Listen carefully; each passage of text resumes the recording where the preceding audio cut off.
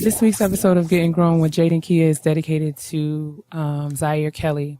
Zaire Kelly was the future member of Team Type and Fast, senior at Thurgood Marshall Academy, who was gunned down and killed at the hands of a robber on his way home from a college prep program that he was attending.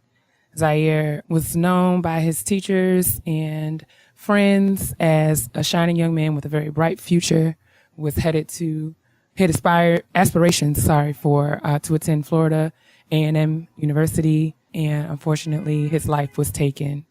Very tragically, wanted to dedicate the show to his life and give our prayers and support to his family, specifically his mother and father, his siblings, and all of his family in the Washington, D.C. area. There are donations. If you would like to give a donation in honor of Zaire's life and to assist his family in honoring his life, the link will be provided in the description box below. But Zaire, we wanted to celebrate you and to honor you and the great life that you led.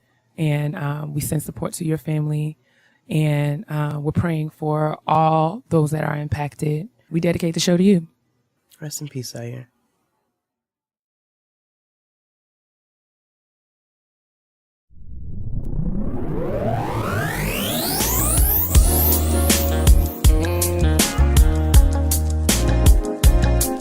Praise the Lord, niggas. Praise him. Praise the Lord, niggas. Welcome to another episode of Getting Grown with Jade and Keia, where we talk all things adulting, the good, bad, and the things that we don't know what the hell we're doing. So yeah, welcome back for another episode. How are you doing today, sis? Well, today I'm your bro because I'm sick again. You're always sick. Sprays Lysol. I know, man. You know I bleach everything down and I spray Lysol and I wash my hands, but the kid goes to school and then the husband works out of school and a nigga is just sick. I just be sick. And the weather's changing and allergies and people are gross. So I'm just out here.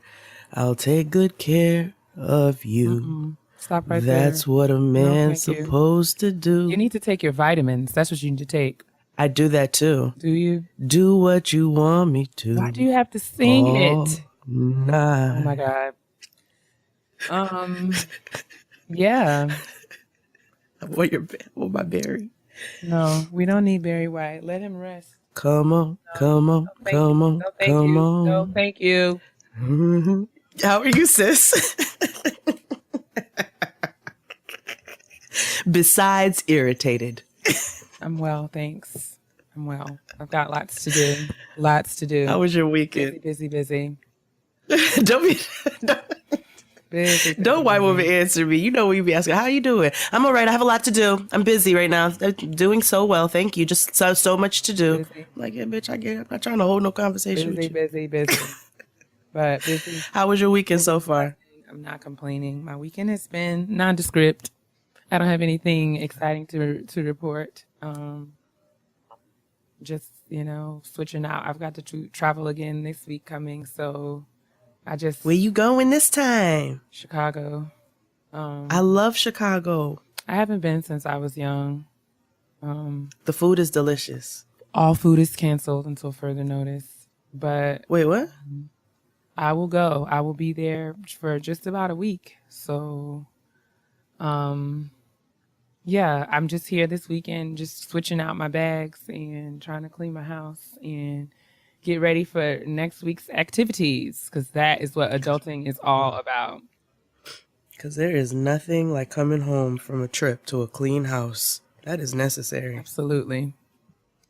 Well, I saw my end all be all, Stevie. Yes, I know. I saw you were just out on the streets.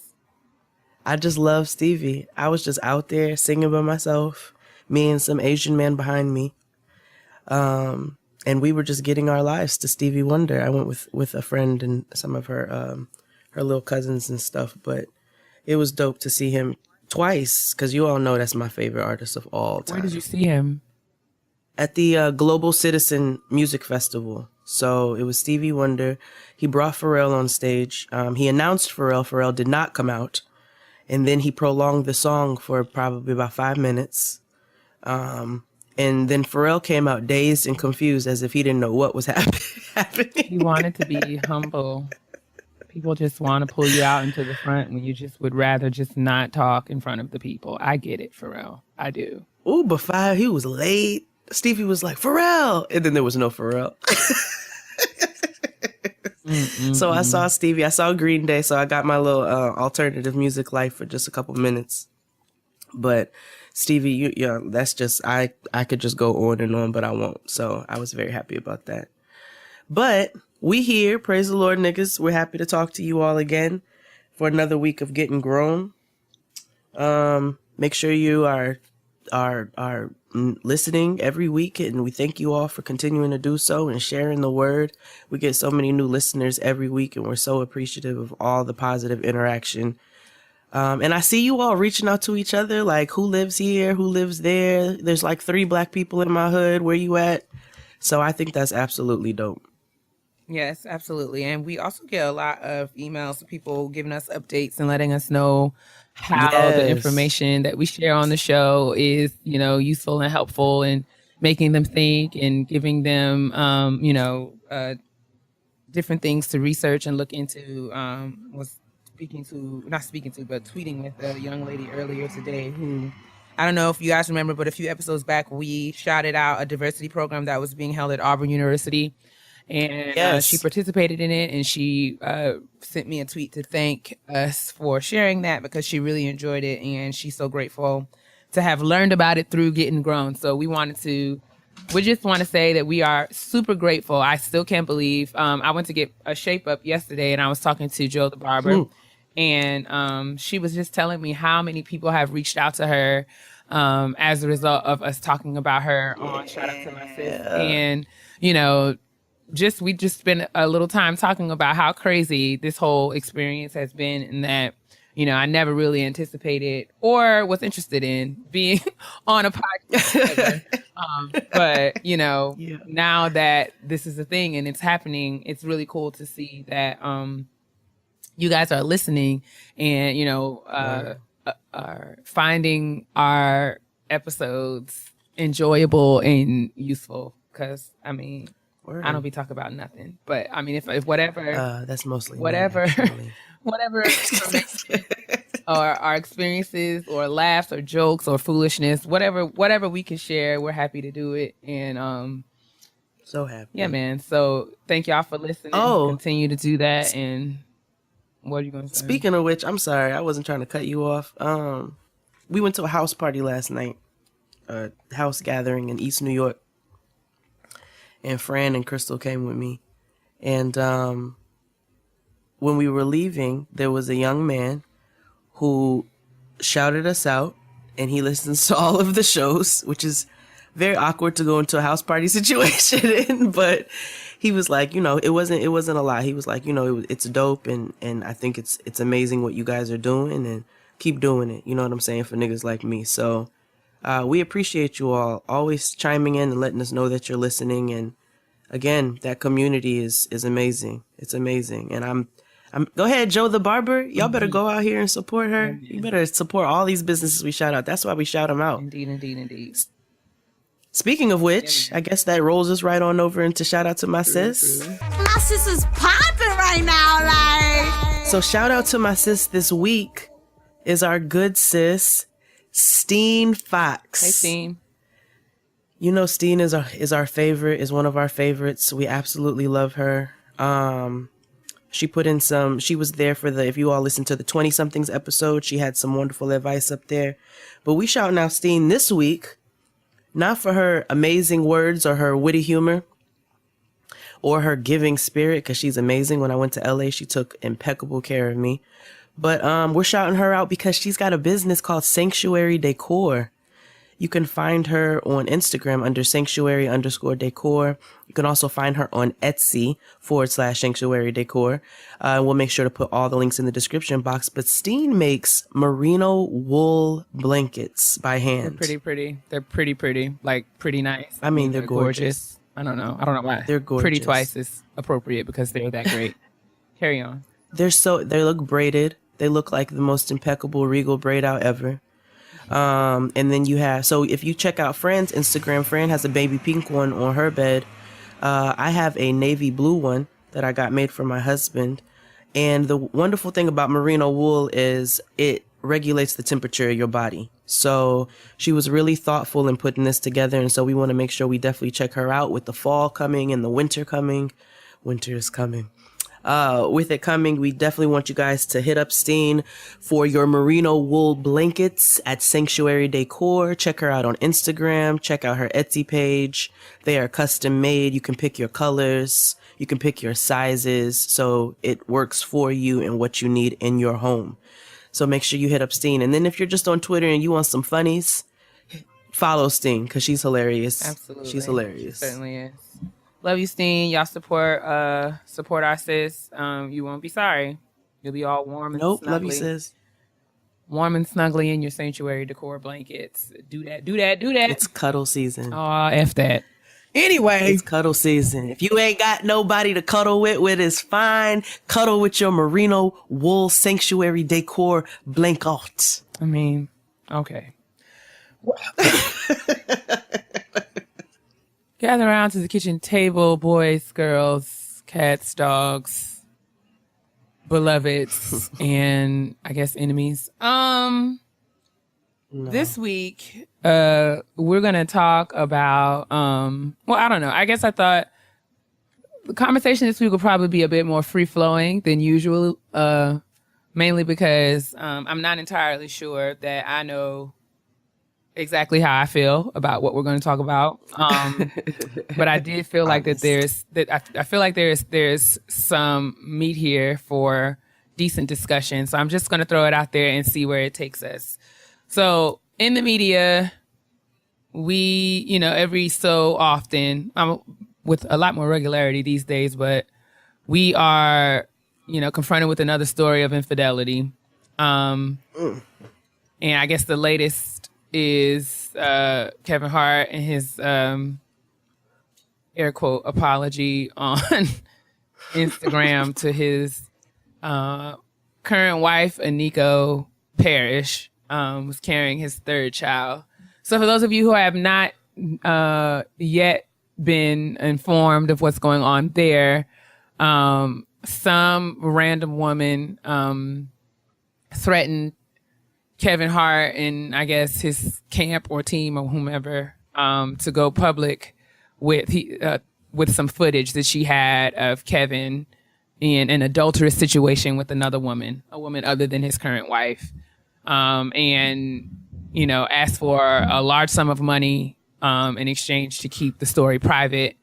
Kevin took to the interwebs to apologize to his wife and his children and say, I'm not going to let anyone benefit off of my mistakes. And there's been a flurry of all kinds of, gossip and media coverage about the state of Kevin Hart's marriage. Allegedly, Aniko has decided to stay with Kevin and was spotted out with him this week having lunch. Mm-hmm. I say allegedly because the only thing I was able to find on the internet, it was just someone. I think E-Online published a story that said that there was an inside source that says that Aniko has decided to stay. Aniko herself has not said anything. She hasn't said a single thing. But the inside source says that Aniko is more frustrated with the fact that there's so much media coverage around the story than she is with Kevin, and she has decided to stay with him because he's been a good husband to her, et cetera, et cetera, et cetera. So I wanted to talk about the definition of good husband. That is to be, listen, I don't have any husband, so maybe I'm not in the position to give a definition of a good husband.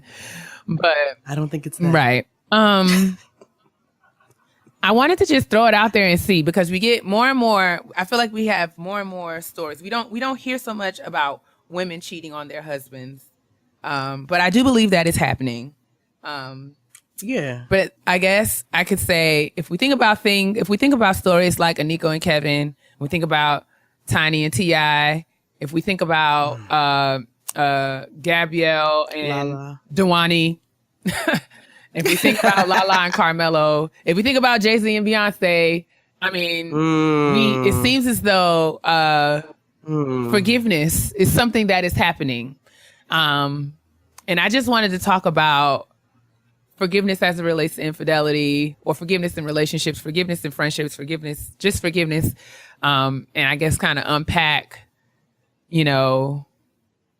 unpack what's going on and our reactions to it, and what that means for us, if anything. So I don't really have, I feel like there are some of our episodes where I feel like I have, a bit more of a position. I know what I'm going to say. But in this case, I'm just kind of interested in talking through what's going on in these relationships, and what that means for those of us who are, navigating relationships of our own. Does it weigh how we view them? Does it weigh how we view ourselves? Does it weigh the standards that we set? Because I remember once upon a time, it would be like cheating was a deal breaker. And we would all talk about how we wasn't going to take A, B, C, D, E, and F, and G. And we was going to pack our things and go out, we don't have time because and GHETTOUT. Listen, all of that. But now it seems as though infidelity is not a deal breaker for many. So I guess I'm asking you this as a married person, and just kind of like generally, what your thoughts are. Is there an expectation? Do you think the expectations, or do you think how we think about infidelity has changed, and how we think about, and is it really like, I guess I'll stop there. Do you think our expectations around infidelity have changed? And I guess we can carry on from there. No, I don't actually. Okay. I don't think they've changed. And the reason I say that is because niggas been cheating since been cheating. If you go back to the old days, niggas male and female, not just yeah, right. Like niggas is all encompassing in this, but specifically of the male origin. If you go back in time, before the internet and stuff, where it was easier, niggas like had whole families and stuff. You know what I'm saying? They had like whole other like families, whole other sets of kids. Sometimes they had multiple kids by multiple women. I have an uncle who's like that. And sometimes they have another, like literally another family. And so I think a lot of times, and there were a lot of times when women knew what was going on, your grandmothers and your mothers and your great grandmothers knew what was going on. And a lot of them, I don't know if they didn't feel like they had an option to leave, or if it was just easier this way. It's not necessarily something they want to deal with, but it is what it is. I know a lot of times the standard of trying to keep your family together, because that's the one thing, if we look at this pattern of people that we've just spoken about, you got your family, you got kids involved in pretty much all of these situations. And that always adds an added layer of complexity to the situation.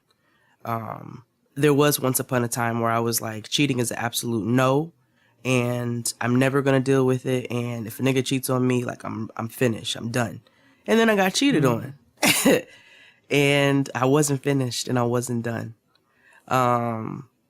And then I was finished, and I was proud of myself for that. But now me and my cousin had a conversation. I'm sorry if I'm all over the place. Carry on.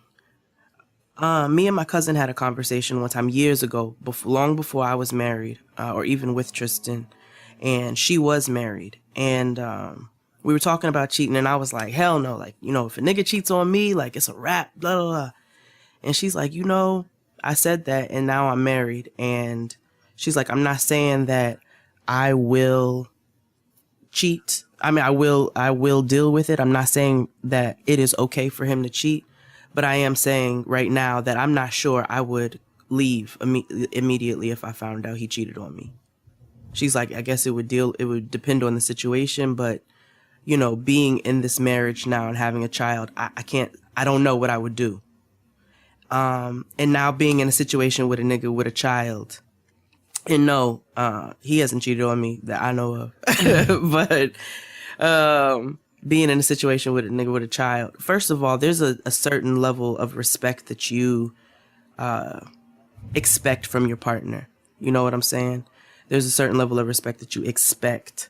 But being with him now and seeing that we have a kid and like just how intertwined our lives are, I can't say hard and fast right now, if this nigga cheated tomorrow, it'd be a wrap. And I'm gonna be perfectly honest by saying that. And that's not saying that I'm okay with him cheating or that I'm not giving him a pass whatsoever. However, I am saying that I don't know what I would do. I could leave, but I could not. I think that's fair. So, yeah. I mean, as far as Nico and Kevin are concerned, I don't know. I guess we can say this about all the celebrities. Like, it's not a situation that we have, you know, firsthand knowledge of what's happening behind the scenes, and the information that we are getting, you know, the credibility of it is, you know, questionable at best. But from the outside looking in, my heart goes out to Nico.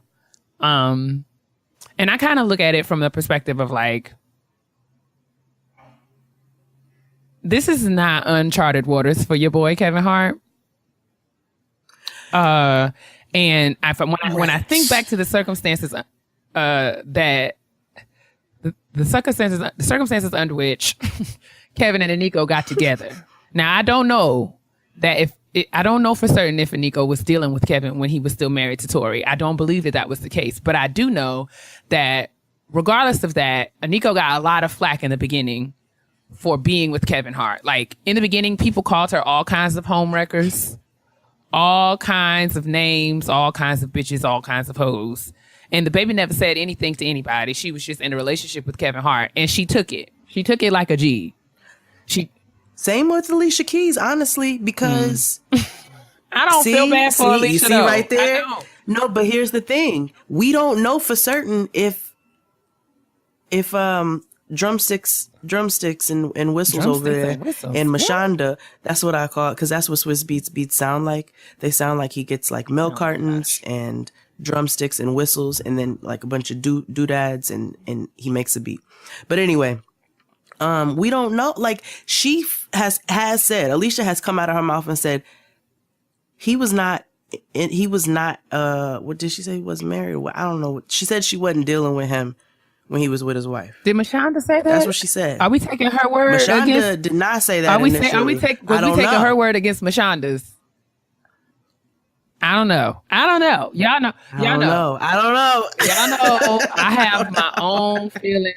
All I know is I wasn't there. I wasn't there. I don't know. But I'm saying the point that I was trying to make was that Nico's always had to carry, like there's always been some kind of ridicule or speculation or just kind of like mess surrounding her relationship. And some would say, you know, you get, I don't know. Some would say that you can't, how you get him is how you lose him. Like some would say that. I'm not saying that, but some would say that. But I also feel like that's why I think more angry with Kevin Hart, because I feel like he's put her like, given all that she's had to deal with to even be with him, and she still did that. He still put her in a situation where she has egg on her face again. And I feel like she is not bound, I guess, but like the circumstances are different because she's pregnant right now. Like, bound. She's pregnant right now at this very moment. You had it right. She's bound to him by blood at this point. So I feel like but when I think about like this in the context of forgiveness and where she would need to be in order to forgive and what that would require and what that looks like, you know, I wish I could be a fly on the wall, to just like ask her like what her process is. Because if it were to happen to me, I hope she beats him. If it were to happen to me, like, I just wonder, like, what would I be able to bounce back, and what would that process look like, and how strenuous it must be to go through something so difficult and in the public eye. Here's the thing. I went through this whole thing with you saying, like, I don't know. But again, and I said it in it is situation. It is circumstantial. You know, what my forgiveness is contingent upon. Because if a nigga got me out here like Kevin Hart, where this stuff came out, right? You're already a celebrity. So there's a certain level of discretion that you have to have as it is. But this stuff came out and you like made this video. You made this video talking about how ridiculous it was and how much of a lie it was and how much you love your family and blase, blase, blase. And then the shit comes out where the girl's like, oh, hold on, nigga. I got videos, which, by the way, is illegal. But I got videos, and if you don't give me money, I'm going to put these videos out and your wife's going to know what's going on. Like, now you got me looking real stupid out here. I mean, that's my beef with it, because I mean, if we think back to the deal breaker episode, my number one deal breaker is don't have me out here looking stupid. Don't have me out here looking stupid. That goes for if I'm leaving out the bathroom and my dress is tucked into my drawers. That's your job to tell me.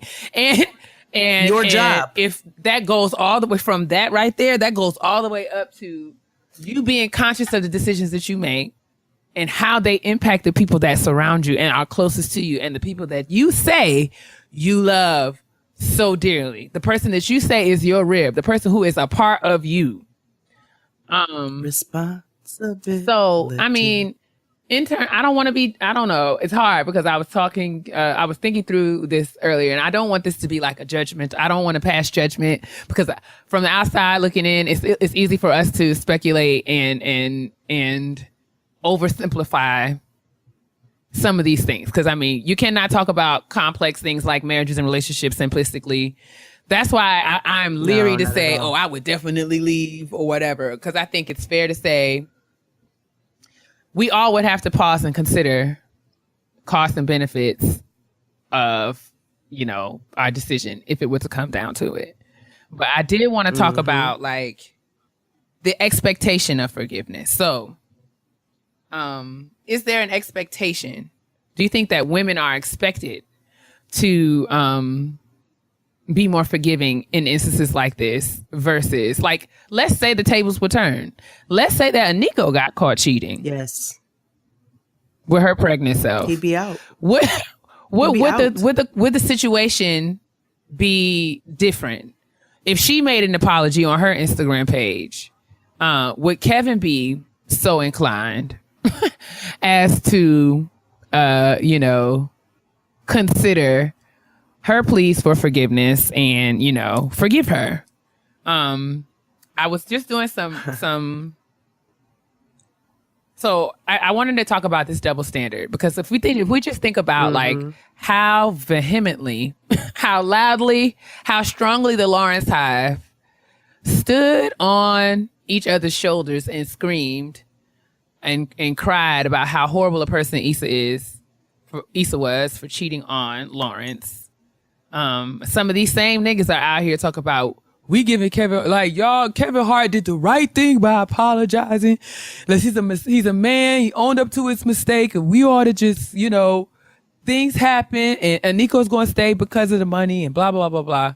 I just wonder if the tables were turned, like, would the situation be different?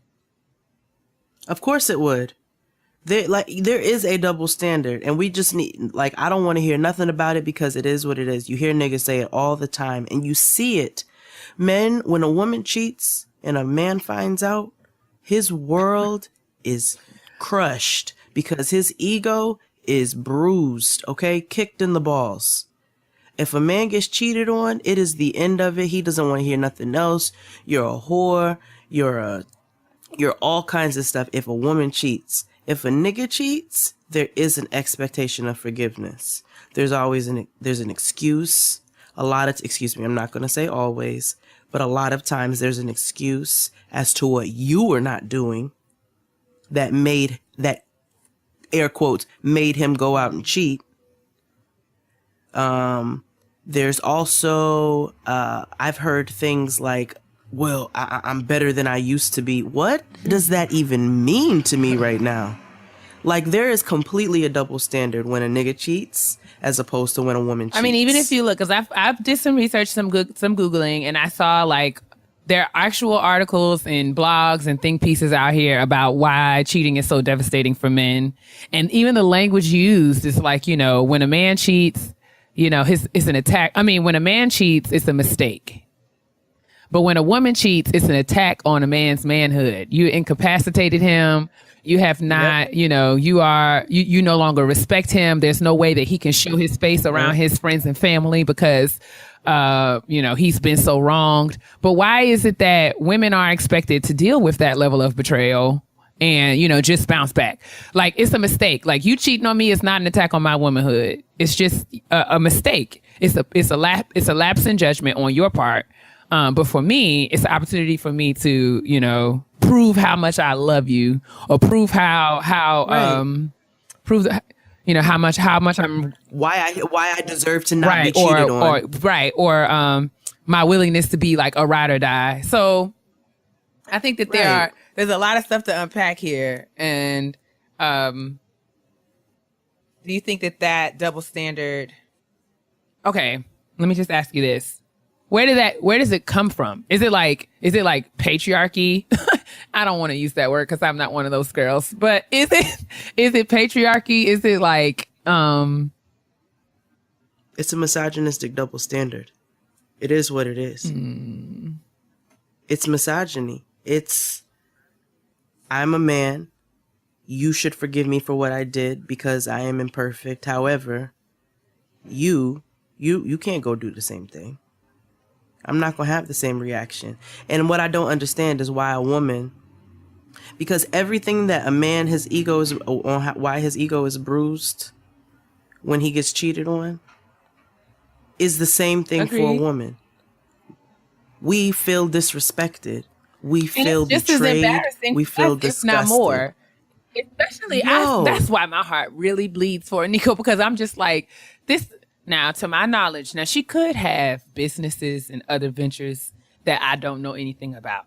But to my knowledge, Nico's job is to be Kevin Hart's wife right now. Yeah, maybe sell some flat tummy tea before the baby and after. But so there is some level of reliance on him, and that's part of the problem. Well, yeah, yes, yes, okay. But I also feel like now this is probably different for everybody, but for me, a husband, the definition of a husband means that you're supposed to cover me. And, you know, so that reliance is, some might argue that that's a part of the problem, but I argue that, like, if I've committed to you and we are married, then biblically, spiritually, I am supposed to rely on you. and that's why, like, you know, husband is not just a cute term that, you know, we use in dating situations, but I feel like husband is the responsibility. And you did not, like, you failed, you know, at keeping that responsibility. And now I'm left holding the bag and the baby. Here's the thing, too. I agree with you 100%. I'm going to make this inclusive. When anybody, any human gets with another human and commits themselves to that human being, you are taking on the responsibility of protecting that other human being. Both of you all are taking on a responsibility to respect one another, to love one another, to keep one another. So this can flip into another conversation, which we should probably save for another kitchen table talk, but about emotional abuse and how when a person has been cheated on or a person does have forgiveness issues, how another partner can use that against them and take advantage of that, and also not put them in a place where they feel safe. But that's another conversation. But I say all that to say, when you choose and you commit yourself to somebody else, you are choosing to take on the responsibility of helping to make them feel safe. Protecting them. This is a place of comfort. So it doesn't even matter your sexual orientation, any of that. When you choose to be in a committed relationship, you choose to protect the other person. You all choose to protect one another. And when anybody steps out of that situation, it's disrespectful. It's hurtful. I just pray that I agree with you. And I just pray that I just feel like I'm going to kind of turn the conversation a little bit now, but I'm thinking when you say that, it just makes me think, I just hope and pray. And I'm not going to say that I don't know for sure that Kevin Hart has not said or has not apologized for these things, because we're not in their house. We don't know the ins and outs of their conversation. But I'm just thinking that, you know, I would just need for him to fully acknowledge the weight and the gravity of this mistake. Before I would be willing to engage in the process of forgiveness. And speaking of the process of forgiveness, I want to kind of turn the conversation, because I don't want this to just be about why we feel like Kevin Hart is trash. But I wanted to talk more about thinking through what are some of the things that would be required. I mean, I'm not married, but I've been cheated on. And I'm not entirely sure what my response were to be if I were cheated on within a marriage. But I do feel like I should, or it would be valuable for me to give some thought to the process of like what would be required. Like, what do I need in order to forgive? Not, just saying like, what would be the conditions where I feel like I would be more apt to forgive? Because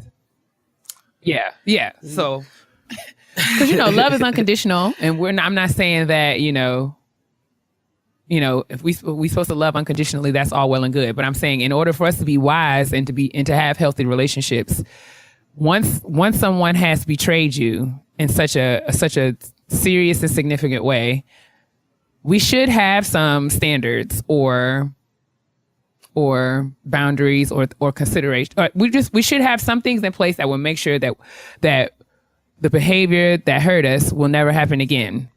So, right. What do you think, if it were to happen to you, what would be necessary or what would be required? What would have to be in place? If you were Aniko, Kevin Hart was asking you for forgiveness, what are some of the things that you would be like, these are the things we need in order for us to think about moving forward? I got to have A, B, C, D. Well, for one, I need open communication. And I'm going to evaluate. I'm going to stop. If this was to happen to me, I'm going to stop and I'm going to evaluate our situation prior to me knowing this information. And I'm going to sit there and I'm going to think to myself, okay, have we had several conversations about different needs within the relationship, or something that somebody is not getting within the relationship, or what have you? Is there anything, and this is not blaming oneself, so let me be very clear about that, but just making sure, taking personal responsibility first and being like, all right. And that does not mean at all that you deserve to be cheated on if there was something that you were lacking on, because it's disrespectful, flat out. But I am going to stop and say, okay, have we had conversations about issues within our relationship? Was this something that I kind of saw coming down the pipeline because of the circumstances that were going on and the dynamics that were going on between the two of us? That's the first thing I'm going to do. Because a lot of times you may have a lot of division, you may have a lot of issues within a relationship, and you'll see it. Actually, I've seen it from men and women who have both been like, you know what? Because I do know men who have forgiven. I'm not gonna be unfair. I do know men who have forgiven, but I know more men who speak against forgiveness of a woman's infidelity. But I have heard, people say, I was fucking up. I was fucking up, and I gotta own up to that. You know what I'm saying? And that doesn't make it okay, but I've heard people completely justify and say, I get it, because I wasn't doing A, B, C, D, or E. I don't know if I necessarily agree with that, but I've heard that. I want to be clear about that. But I'm trying to answer your question, and I don't feel like I'm answering You your said question. that you would first, take a step back and look at your. Yeah, You have to. I got to do that first, and then I got to look at. I got to look at your. I got to look at your at first of all, like your reaction to the situation, how the circumstances surrounding the situation. Like, did I find this out because some shit blew up in your face, or did you come to me and did you talk to me about what was happening? You know what I'm saying? Like, you ended up coming and being like, listen, this is what it is, and I'm not proud about it. But so it's like, it's all circumstantial with me. But if it was to happen to me, I think those would be some of the steps that I would take first. Cause you got to look at yourself first in every situation. You always check yourself first. And then once you good, then you go for the other nigga. You know what I'm saying? Then you can really go for it. Like, no, actually you fucked up. You did this. You disrespected me. You blah, blah, blah. But in order for me to forgive, I gotta know you sorry. I gotta feel that you are sorry. I don't need to know. I don't need to hear it from you. I need to feel it from you. I need to feel it from you, not just by your words. I need to feel it with you by your actions, by your interactions with me, by your body language. Like, I need to know in my gut of guts, in my shundo, that you are truly sorry for this bullshit that you just put me through. And if I don't feel that, I don't know, man. I don't know. That's real. And this is not, this is not when you're dealing with a psychopath, because we all know that psychopaths can pretend to be this. No, this is dealing with real humans. I'm a firm believer in trusting your gut. You know what I'm saying? You know when a nigga is sorry. You know when a nigga is just out here, and you know when a nigga like fucked up. Because there's a difference. There's a difference. Some people are just terrible, terrible people, and then some people just fuck up. Because we are imperfect human beings. And so that's another thing I'd look at. Are you a fuck up? Or did you make a mistake? You know what I'm saying? Like, what have been your patterns prior? You know, what was your pattern in this particular situation? How sneaky were you? How manipulative were you? I mean, that's real. The fact of the matter is that, It's honest. That's real. The fact of the matter is that, this kind of stuff happens all the time. And it's naive of us to think that it wouldn't happen to us, ever. So for me, I agree with everything that you said, especially in that, really needing to know that you fully understand the way that your behavior has impacted me. And this is good because it's not just in relationship, and it's not just with respect to romantic relationships, but even in terms of friendship. Like, exactly. There's betrayal and that goes on within friendships as well. And when that happens, what in order for me to forgive,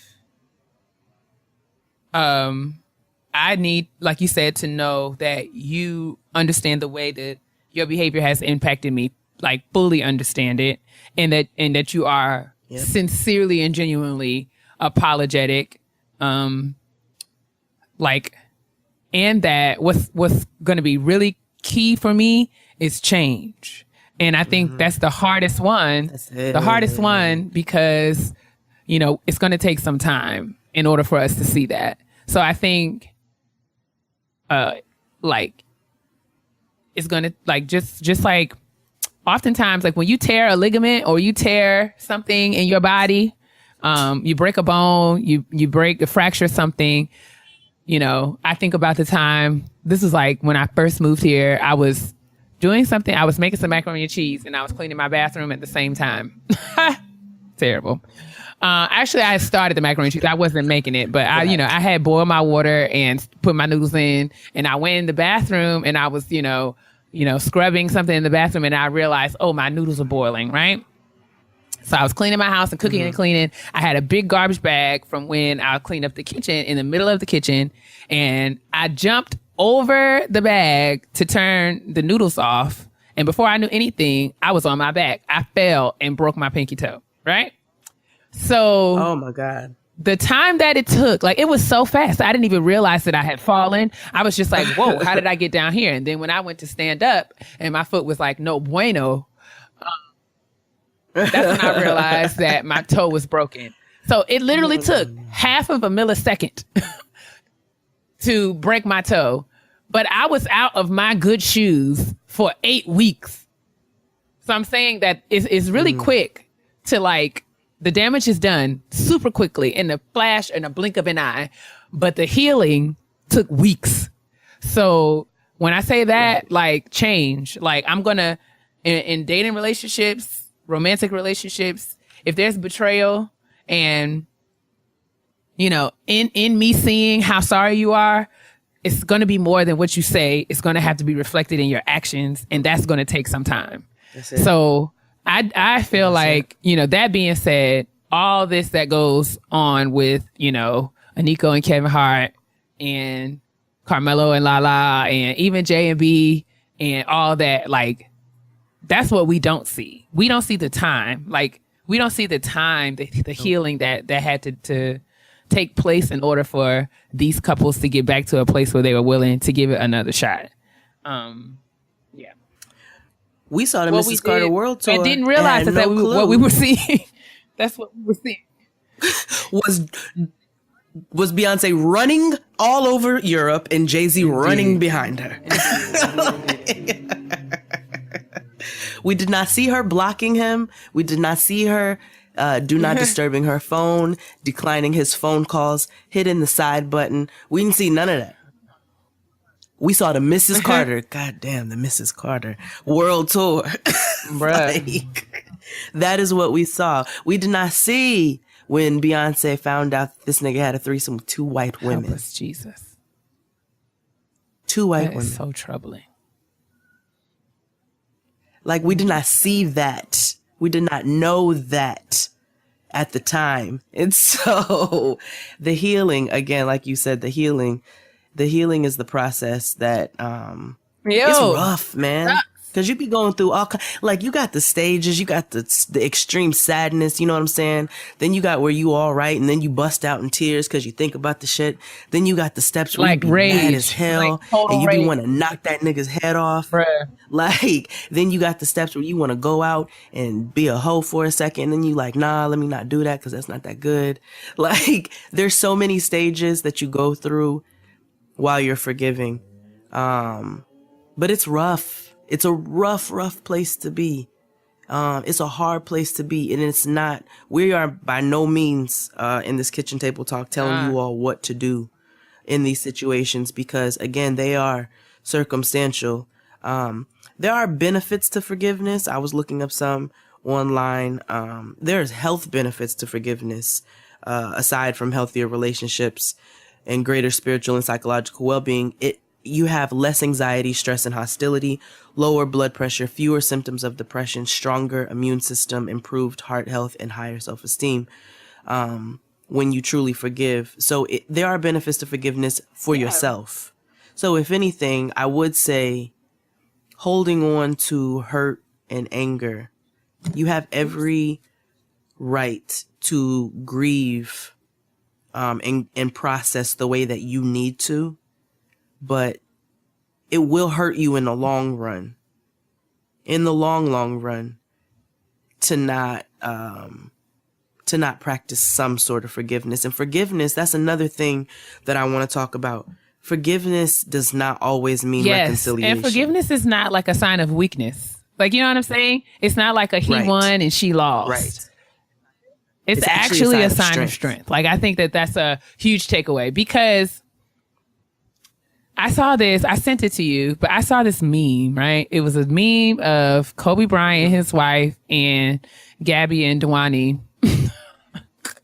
I just refuse to say Dwayne because that's not, I know how phonics, I know what letters mean. You know what I'm saying? Phonetically, Dwayne. Anyway, Gabby and Dwayne. And it said, here are 2 couples or 2 marriages, 2 women who are happily married because they didn't allow a little cheating to ruin their relationship, right?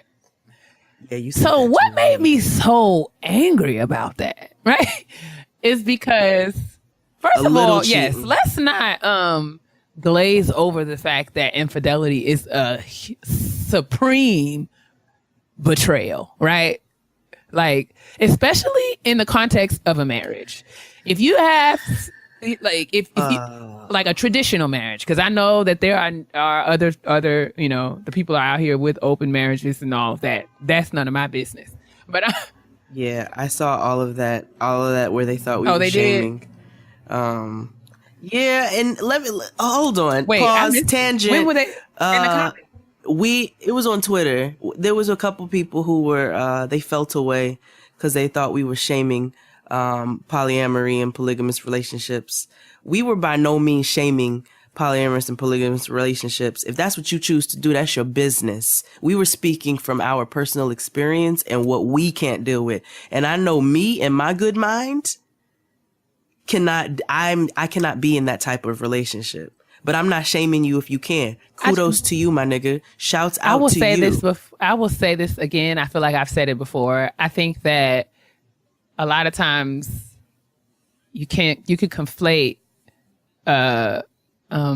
disagreement with judgment. Like if I say that I disagree with something, or if I say it doesn't work for me and it works for you, that doesn't mean that I'm shaming you or I'm judging you. That means that it doesn't work for me.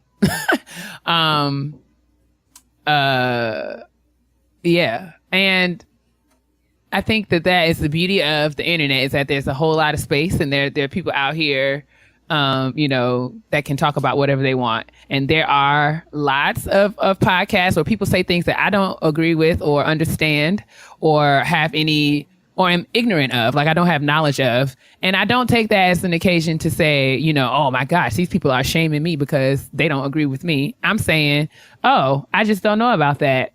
And, you know, that's that. Or it's not for me. I understand it fully, but I just don't, it's not for my life. Like, it's not for my personal bubble, my personal experiences. Like, I'm not shaming you if that's what you want to get down with. Some people like anal sex. You know what I'm saying? It is like, I'm just putting something out there. It feels good to them. They think it's great. They have figured out all of the ways in which it works for them. There are some people who think it is awful and it feels terrible.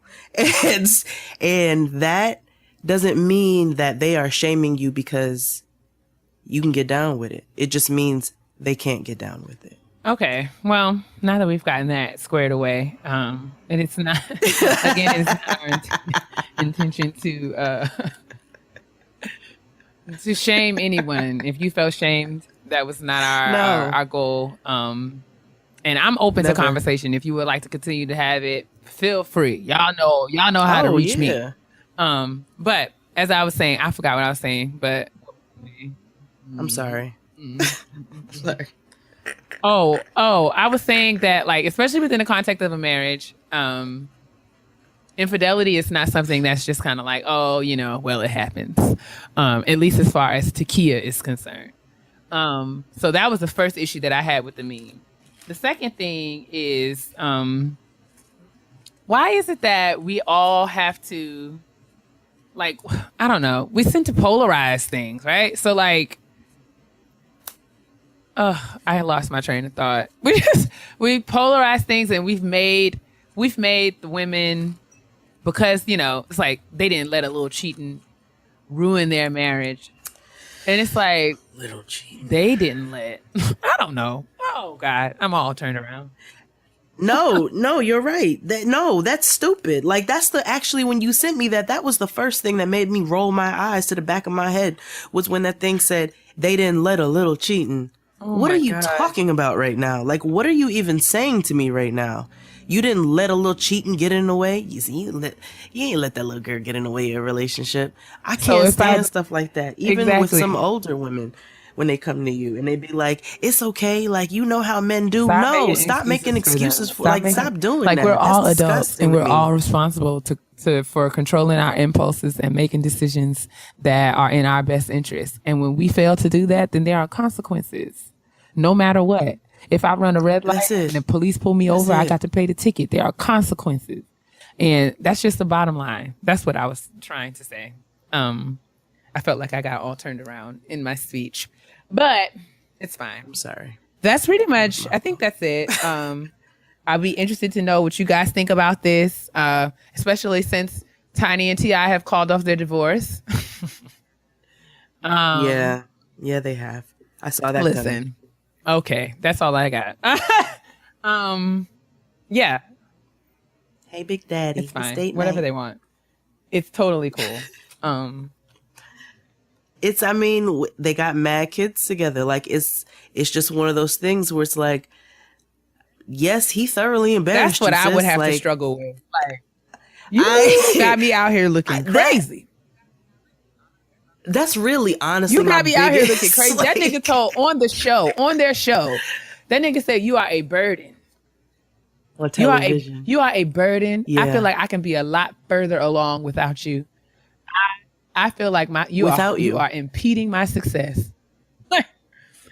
I don't need you. I'm gonna give You're you a this hindrance to my Right. Like forward movement. I mean, and then we go from there. She was able to get over it though. God bless her. There's going to be a star in Tiny's crown for that. She is going to bust heaven wide open because the Lord is still working on me. I don't know if I'm ready. Let me tell you something. A nigga hung up on me this week. And let me tell you who won't be calling ever again. Please. I hope that time for the echo behind that, because when I say that from my belly, I mean it. Oh, you mad?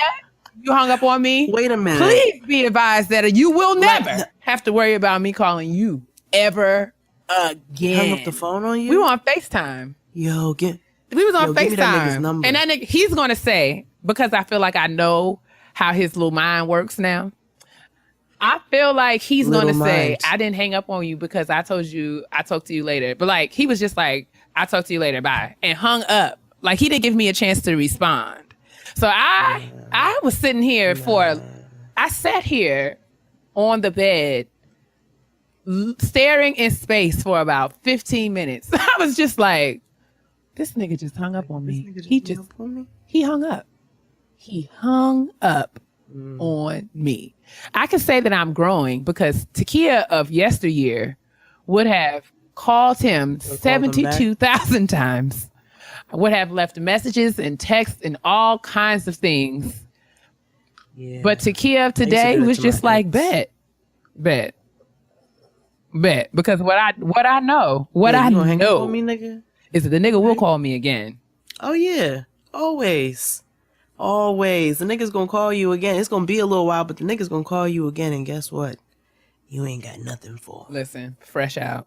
I ain't got nothing for you, bro. I wouldn't be asked. You'll never hear my voice again unless you tune into Getting Grown every Tuesday. I wouldn't be as upset. As if we've had this conversation before. Not necessarily, I don't know what we were talking about, but I was talking about another issue that he had with another person, and he was complaining because somebody hung up on him, and he was like, that's so childish. Like, I hate when people hang up on. That's so childish. I couldn't believe she did that because I'm an adult and we can always have a conversation like adults. And this nigga hung up. And it wasn't even like we was fighting. Like, we wasn't having there was no beef. Like, I probably just said something he ain't like, which is fair because, I'm fluent in sarcasm. Fluent. I'm good at it. I don't know. He probably felt some kind of way, and that's fine. He's entitled. But what you don't do is hang up the phone on me. No. Control your actions.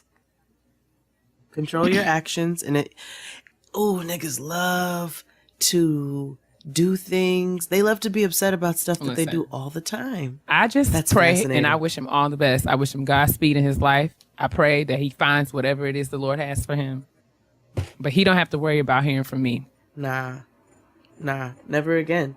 You don't get to hang up on me twice, my nigga. Like, picture that. Really, truly. Picture me. Like, picture me. Like, I don't know. It would be like, it doesn't even matter. I just couldn't believe it. But anyway, I'm saying that Tiny might be a Christian. She might be saved and sanctified and filled with the precious Holy Ghost. Because if she is able to look beyond all of the things that Clifford Harris has put her through in public, on the World Wide Web, on television, everywhere, He slept Listen, with Kim Kardashian. He told you were a distraction. Listen. Well, I think that's it for Kitchen Table Talk. He allowed you to get that butt job. And let you get them white people eyeballs in your head. Child. Like, he said that shit Listen. was cool. He had you out here looking a whole fool, man. But Yeah. to each his No own. shame, right? I mean, that's gonna make me no shame. No, No shame. No shame. No shame.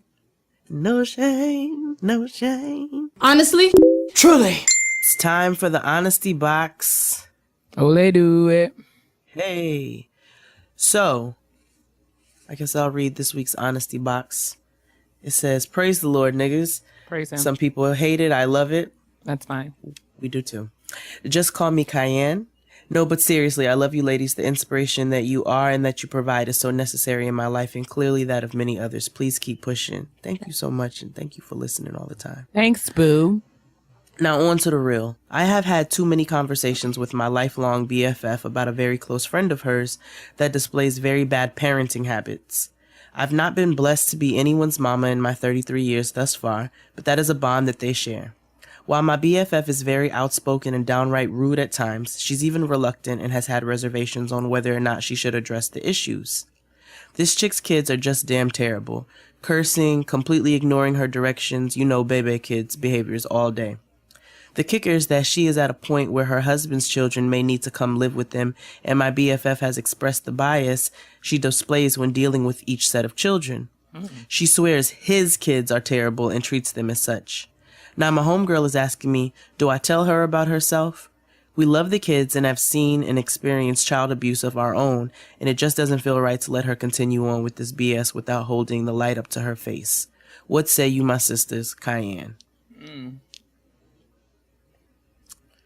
Yeah. I'm gonna go ahead and let my sis answer that first. Well, my first inclination is this, I feel like this might be a wonderful occasion for you to ask yourself, is this my business? That's it. I think that I hear you and I have great respect for your concern for the children involved, because naturally we don't ever want to put children, or we don't ever want to stand out by in a situation where children are not being Properly cared for. But at the same time,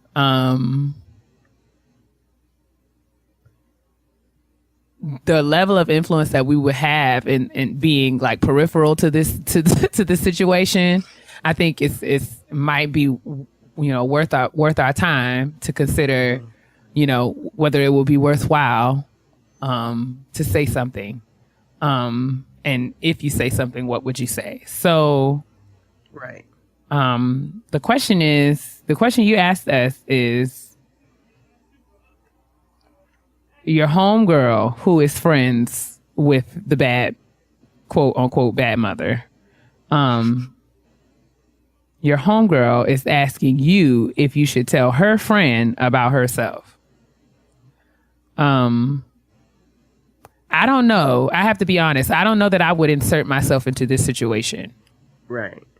Especially as someone who doesn't have children. If you want to talk to your friend, you can say, she would probably encourage her to do what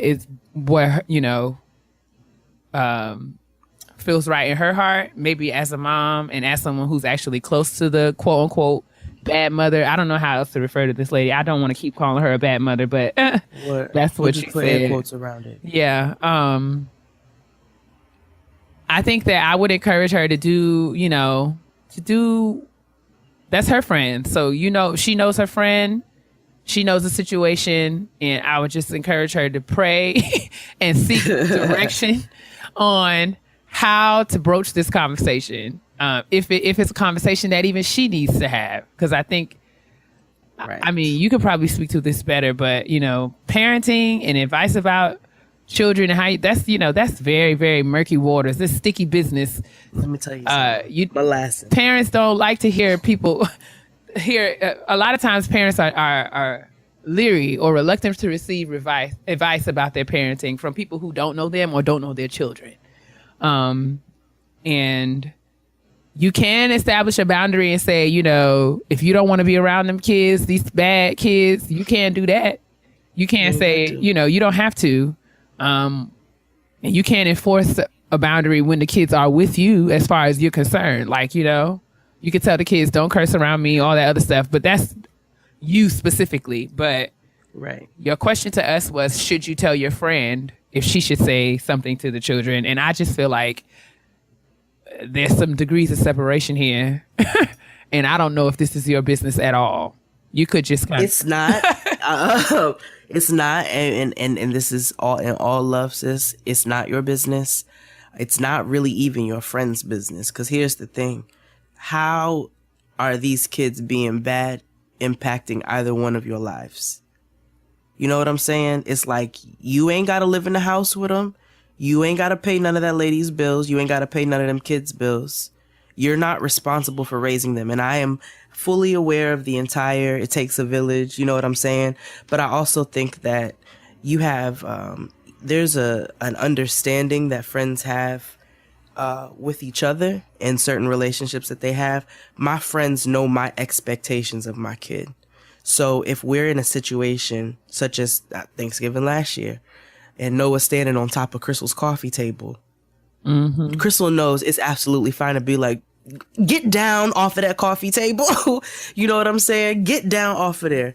But I think that if you don't want the kids to curse around you, if you don't like being around the kids, then don't be around the kids. You know what I'm saying? If that means you can't hang out with the lady, then, you know, it is what it is. But I don't know. People's parenting styles is so different. I know parents who let their kids curse all in through their house and say, you know, cursing is just words and, you know, this is what we allow. And then there are other parents who are like, no, it's not appropriate. You can't do it. Stop it. You know, that's not right for you to say. And I'm not saying either one is wrong and either one is right, but people have their own styles. And if this lady's already defensive about her kids, where she's like, my kids are fine, my kids are okay, and it's not affecting your life or your friend's life, if I were y'all, I might just mind my own business. I mean, and if you feel absolutely compelled, like, I mean, because you use the word abuse, so I don't know what you've seen. Yeah, that adds a different layer. And you use the word abuse. I don't know what you've seen, the differences she makes between her children or her husband's children.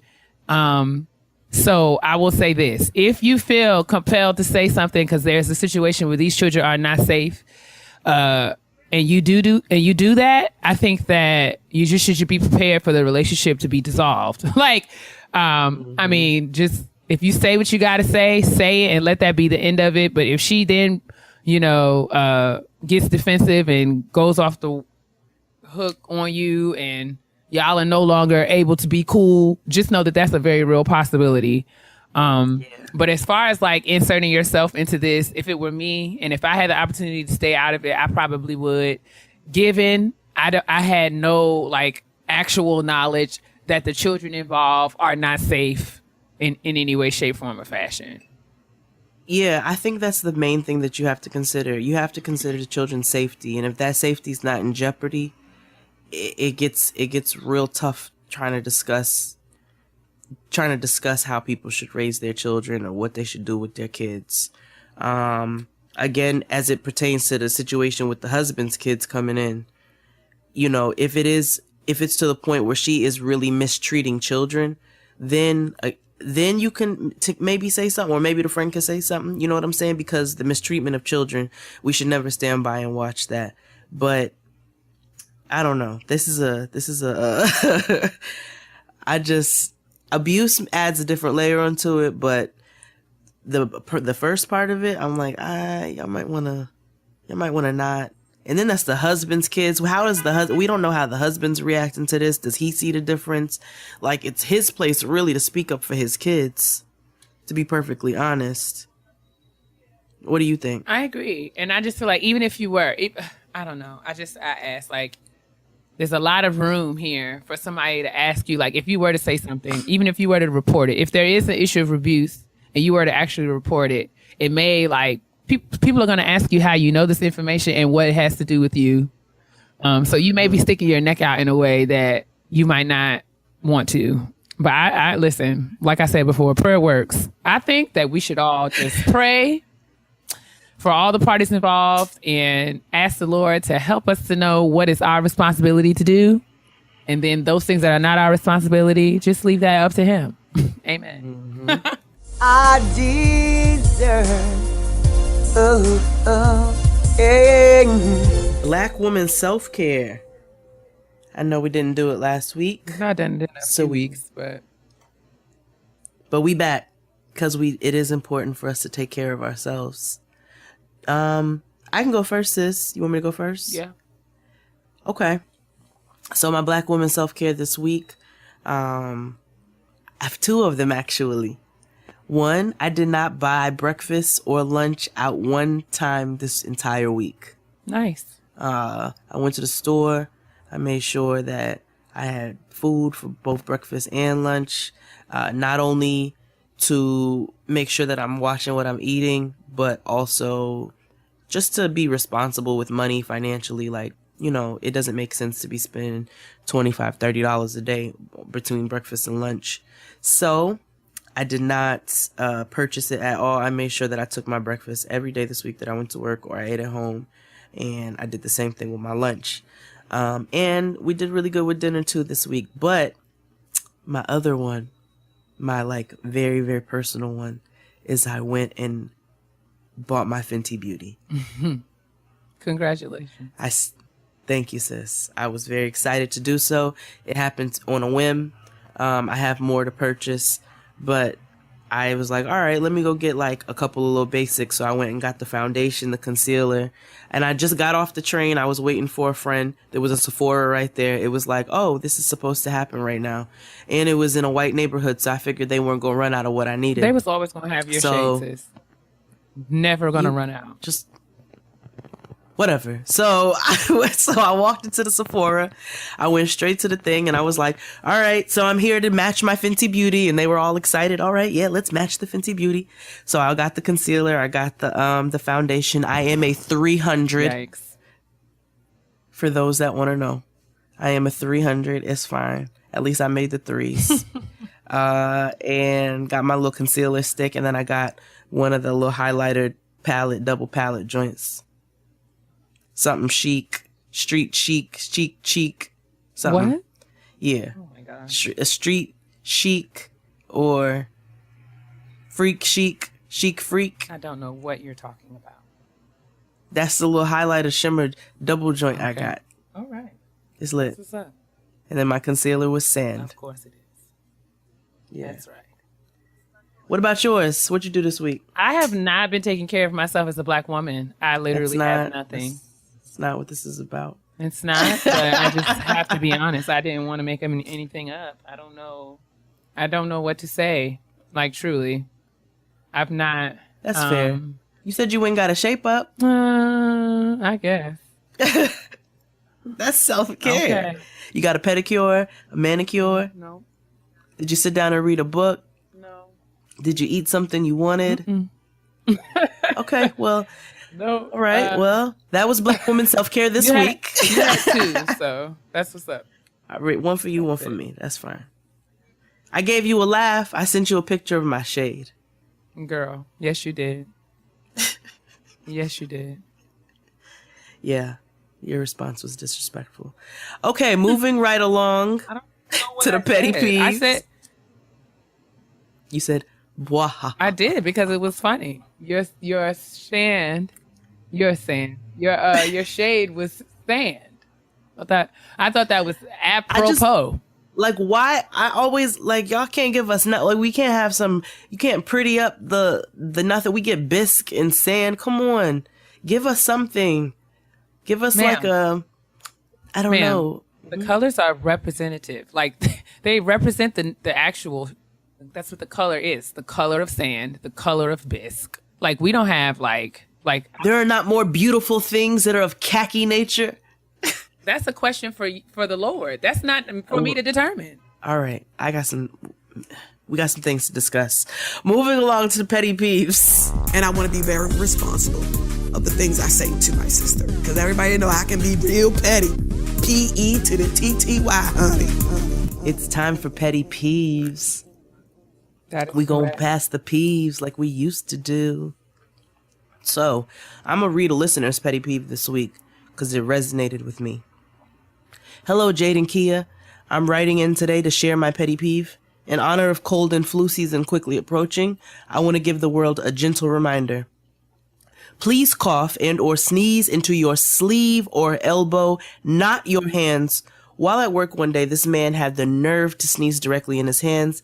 He then proceeded to hand me his credit card to pay for his transaction. The disrespect. Sir, you honestly expected me to touch your card and get your nasty white germs you sneezed into your hands? I have too much going on and do not have time nor the coins to be sick and missing the days of work behind your inconsiderate buffoonery. Please do not be one of these people and practice proper hygiene. Thanks for reading, and I'm a huge fan of the show. Signed, Alex. Thank you, Alex. I'm sick right now. First of all, there's a couple things here. I agree with you 1000%. Your sleeve, your elbow, like the crevice of your arm, in your shirt, cough and sneeze in those things.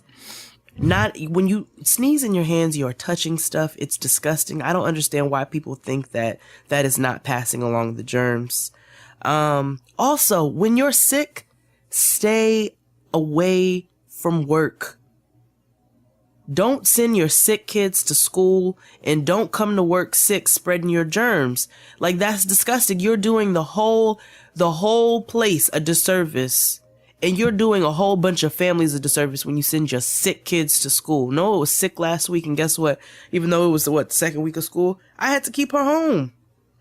I'm like, no, I'm not getting ready to subject somebody else's kids to her cold. Like, that's gross. I'm going to keep her home. I'm going to get her better, then I'm going to send her to school. You know what I'm saying? A little residual runny nose, I get that. But when your kids are full-blown sick, man, keep them at home. If you're sick, stay at home from work. Work from home, do what you got to do. But you are not benefiting anybody, including yourself, when you take your sick face out into the world, spreading your germs about. I sprayed one of my coworkers in the face with some hand sanitizer spray today. Well, not today, but this week. We were sitting down to a meeting, literally sitting down to the meeting, just kind of like speaking my hello, say, hey, how's everybody doing? She's like, oh, I'm just, fighting this stomach bug. Girl, nobody has time. Don't come. How you going to come in this office with your bubble guts and talking about you got a stomach bug? I'm just fighting the stomach bug. And you literally sitting down across the table from me. We breathing the same air. So what did I do? I took out my handy dandy spray hand sanitizer and I just gave the room a little spritz, and she just cracked up laughing. Like, she was like, girl, let me tell you what I don't have time to be sick fooling with you. Like, why didn't you just stay home, sis, and or reschedule the meeting? I said, the next time you fighting any kind of bug and we have a meeting, just send me an email. We can reschedule, sis. Don't come in here with your foolishness. I would have told her to leave. Don't come in here with your foolishness. And I told my boss when she got up to leave, I was like, before we do anything, I was like, let's get these Clorox wipes and wipe this table down, because what we won't be doing is fooling with these germs. Listen, I don't have time for it. I don't have time for it at all. People always come and then they want to come and be like, oh, it's just a little cold, or, oh, I don't have any more days. Bitch, so what? You gonna take away my days because you ain't got no more days? It's just not. You need to suffer the consequences and stay your ass at home, but don't bring that shit in here. Ugh. Yes, it's very true. That's a good one. What about you, sis? I found another petty peeve from a listener. This one is from Jillian. Jillian says, hey, Jade and Keia, let me just start off by saying you are the sunshines of my life. That's why you'll always be around. Stevie Wonder Voice. Yes, Stevie. While I have the mic this evening, I would also like to give honor to God, who is the head of my life, and without him, I'd be nothing. Moving forward. Roll the credits. Moving forward, I just have one point to make, and then I'm going to take my seat and get out of the way on tonight. I want to share a petty peeve with you that is the bane of my existence. Whoa, Keia. The bane of my existence and currently occurring as I type this email. I hate people who must use their reading light on a night flight. If you are traveling by plane and your flight time is after the hour of 8 p.m., she clapped out each syllable, so I must do it. Keep that damn light off. Yeah. Today, I worked a full day at my place of business, and I just knew I was going to get at least 23 of my old 40 winks on this little 2.5-hour flight to Atlanta. But to my utter shock and dismay, there are people in 2017 who still utilize that janky ass overhead lighting system on an aircraft. I get it. Some people have to work on the go, but this Wi-Fi is spotty at best, sis. That email hasn't even gone through. Please just catch this nap with the rest of us and resume working once we land. P.S. I hope the white man behind me, who's all up in my phone as I type this, is reading this. I hope if you are, turn off that light player because I'm writing this about you. Forever your family, Jillian. Thank you, Jillian. You had did that, sis. Now I will say I don't feel like I turned the light on because I feel like the light from my laptop itself is adequate if I'm typing. Right. And I don't feel like I've turned my reading light on, especially on a night flight. But I felt your pain, so that's why I decided to read your petty peeve. It's petty. There's always petty, a couple of them. but it's fine. Speaking of petty, because I almost forgot, I promised the listeners that I would, for the final time ever in my life, tell them why Nicki Minaj owes me money. Yeah, man. This actually falls perfectly in line with petty peeves because some XD may call it petty. I don't care. Okay. Because if a nigga impacts my bill paying system, you owe me money. So, once upon a time, I used to work at a restaurant in the Village. It was one of Nicki Minaj's favorite restaurants. She would frequent it quite often. My husband's seen her on a number of occasions. There were multiple times she used to come in with, I was about to call the nigga Mendices. Safari? What's his name? Safari. Yeah. I don't know. Lots of E's. Safari would come in holding her purse. But anyway, I digress. So one particular night, there was an event happening. You know, lots of stuff goes on here. And they called. She wanted our restaurant. So they called and they said, listen, Nikki wants to come. She wants to bring a group of people. Can you have all of this prepared? She wants to close the restaurant down. You know, it is what it is. All right, cool. They're going to come in this amount of time. We prepared everything, shut the restaurant down, stopped taking tables, had to turn people away, send everybody out. Like the people who were eating, we let them finish and do all of that. But then they had to go afterwards. We didn't let anybody come in. Got all this liquor, all this stuff, got all ready for her. They keep calling. They keep pushing it back. We're going to be there in 30 minutes. We're going to be there in 30 minutes. We're going to be there in 30 minutes. We're going to be there in 10 minutes. Shut the restaurant down. 5 hours before it closes. Okay? And they said they were 5 minutes away. And then an hour later, they called and said they were not coming. I lost out on 5 to 6 hours of income because Nicki Minaj decided she didn't want to eat there no more after she asked for the entire spot to be shut down. And I used to walk out of there on a Tuesday night with a smooth $600 on my own on a slow night. So you have impacted my budget for the week and how I pay my rent. And therefore, until I am paid what I owe, Nicki Minaj owes me money and I can't rock with her like that. Now, if she was to hear this, knowing her, she would probably say, get over here and try to throw $500 at me. And I would take it. She would then, have paid me what I owe, so I'll take it. I would have to fight her physically for throwing money at me, but that's another scenario. Maybe she wouldn't throw money at me. I know that she owes me money, though, and I stand by that firmly. And until she pays what she owes, I'm going to forever be a hater. There you have it. That's why Nicki Minaj owes me money. Well, amen. I'm sure that the listeners who were waiting for that story feel better.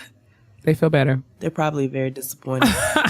I'm not sure what they were expecting, but I don't either. To God be the glory. She didn't borrow money from me once upon a time, but she did take money out of my pockets and my weekly budget, and it was a big chunk. And I'm sure that it has impacted, one little thing can change the course of how your life goes. So I probably struggled that week and a whole bunch of bad shit happened to me. And so she got to give me my money. I'm not in dispute or disagreement about this at all. Actually, Thank you. That is a valid concern. Yes. Thank you, sis. You're welcome. And thank you to everyone who has tuned in for this week's episode of Getting Grown. Please remember to share, like, listen, subscribe, tell your friends, call your auntie, tell everybody but my mama. And all the contact information for Shout Out to My Sis will be in the description box, as well as the link to donate and the support of services for Zaire Kelly. Again, much love and respect to his family and all those impacted by his tragic death.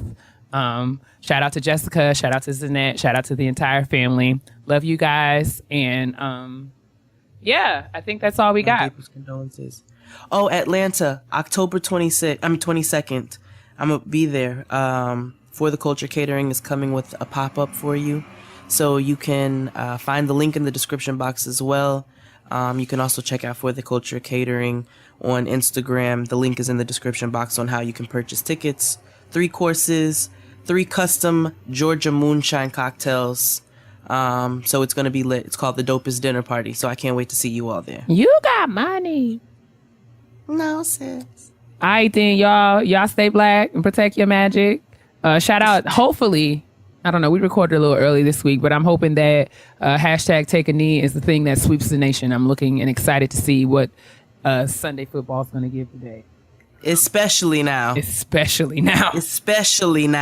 yeah, we'll talk about that next week. Also, keep the emails coming. Thanks to everyone who's sending suggestions for kitchen table talks, and honesty boxes, and all that good stuff. Keep sending them to Getting Grown, Getting Grown Podcast at gmail.com. And yeah, y'all be good. Remember to drink your water, mind your business, and moisturize, because your black will always crack.